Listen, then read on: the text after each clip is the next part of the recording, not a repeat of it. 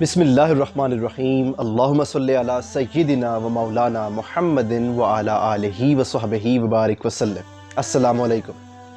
یار غار و مزار جناب سیدنا ابو بکر صدیق رضی اللہ تعالیٰ عنہ کہ جنہیں تاجدار کائنات صلی اللہ علیہ وآلہ وسلم نے ہجرت مدینہ کے دوران اپنے رفیق خاص ہونے کے طور پر اپنی صحبت سے نوازا، اور پھر وصال کے بعد آپ رضی اللہ تعالیٰ عنہ کو تاجدار کائنات صلی اللہ علیہ وآلہ وسلم کی قربت خاص حاصل ہونے کا بھی شرف ملا۔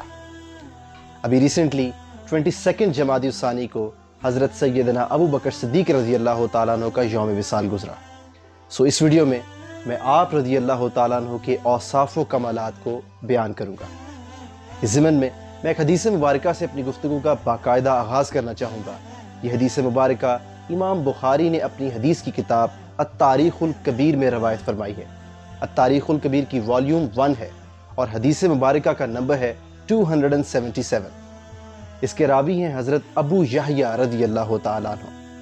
اس کے علاوہ دیگر ائمہ حدیث نے بھی اس حدیث مبارکہ کو روایت کیا، جن میں امام حاکم ہیں، انہوں نے اپنی کتاب المستدرک میں اس روایت کو لیا۔ امام ابن حجر اسقلانی نے اپنی حدیث کی کتاب فتح الباری میں اس حدیث مبارکہ کو روایت کیا۔ امام زرقانی نے شرح الموطا میں اور امام ابن الجوزی نے الصفۃ الصفوہ میں روایت کیا۔ حضرت ابو یحییٰ رضی اللہ تعالیٰ عنہ فرماتے ہیں کہ آپ نے سنا باب العلم حضرت سیدنا علی کرم اللہ تعالی وجہ الکریم کو قسم اٹھا کر یہ کہتے ہوئے سنا کہ واللہ خالق کائنات نے حضرت ابو بکر صدیق رضی اللہ تعالیٰ عنہ کا لقب صدیق آسمان سے نازل فرمایا ہے۔ حضرت ابو بکر صدیق رضی اللہ تعالیٰ عنہ کی شان میں اور آپ کے لقب صدیق کے حوالے سے باب العلم کا یہ قول صحیح ہے۔ پھر اسی طرح ایک اور موقع پر حضور صلی اللہ علیہ وآلہ وسلم جناب صدیق اکبر، جناب فاروق اعظم اور جناب عثمان غنی رضی اللہ تعالیٰ عنہم ان 3 اصحاب کے ساتھ احد پہاڑ پر موجود تھے۔ حضرت انس ابن مالک رضی اللہ تعالیٰ عنہ روایت فرماتے ہیں، اور صحیح بخاری کی والیوم 3 میں حدیث مبارکہ کا نمبر ہے 3472۔ پھر صحیح بخاری میں ہی 3483 نمبر پہ بھی اس حدیث مبارکہ کو اگین امام بخاری نے روایت کیا۔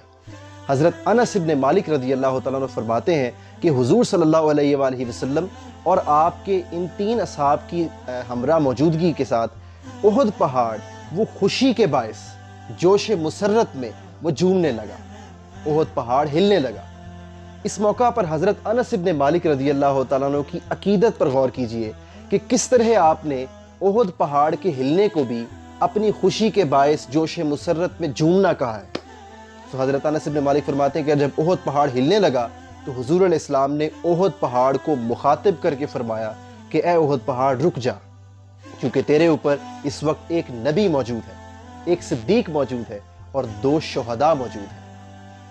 قربان جائیے حضور علیہ السلام کی محبت پر کہ آقا علیہ السلام بھی اپنے حبیب جناب صدیق اکبر کو اسی لقب صدیق سے مخاطب کرنا پسند فرماتے۔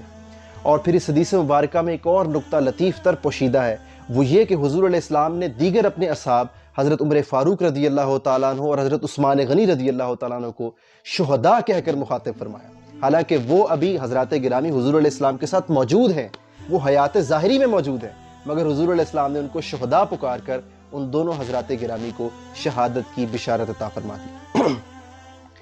اگر آپ کو ہمارا یہ پیغام پسند آیا ہو تو اس کو شیئر کیجیے گا تاکہ حق بات کی زیادہ سے زیادہ ترویج ہو سکے۔